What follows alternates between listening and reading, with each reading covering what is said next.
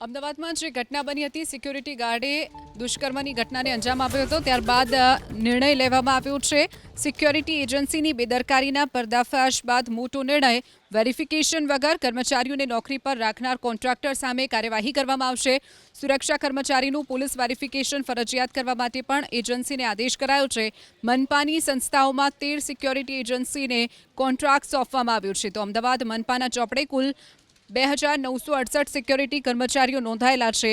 તો અમદાવાદમાં આનંદનગરમાં જે વિદ્યાર્થીની ઉપર દુષ્કર્મના કેસની ઘટના બની ત્યારબાદથી આ મોટો નિર્ણય એએમસીએ લીધો છે. હાલમાં અમદાવાદ મ્યુનિસિપલ કોર્પોરેશન દ્વારા 14 અલગ અલગ એજન્સી મારફતે 2968 જેટલા ગનમેન, સાદા ગાર્ડ અને સિક્યુરિટી જે છે એ પૂરા પાડવામાં આવે છે.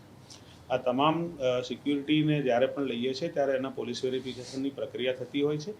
જે કોઈ નવા હમણાં ટેન્ડર કરેલા છે એ લોકોને બાદ કરતા, એટલે કે 70થી 80% જેટલા આવા સિક્યુરિટી ગાર્ડ જે છે એની પોલીસ વેરિફિકેશનની પ્રક્રિયા પૂર્ણ થઈ ગઈ છે. જે લોકોના બાકી છે એના આગામી દિવસોમાં પોલીસ વેરિફિકેશન પૂર્ણ થાય એવી સૂચના પણ આપી છે. જવાબદારી છે એના સિક્યુરિટીની જ નક્કી થાય, કારણ કે એને પણ જ્યારે પણ સિક્યુરિટીના ગાર્ડ પ્રોવાઈડ કરતા હોય ત્યારે એના ઇતિહાસ જે છે એને જાણવો જરૂરી હોય છે. વ્યક્તિ કોણ છે, કેવો છે, ક્યાંથી આવ્યો છે. જે કોઈ જગ્યા ઉપર આવી માલુમ પડશે કે સિક્યુરિટી દ્વારા શરતચૂક થઈ છે, એમાં સિક્યુરિટીને પણ આપણે જવાબદાર ગણીશું.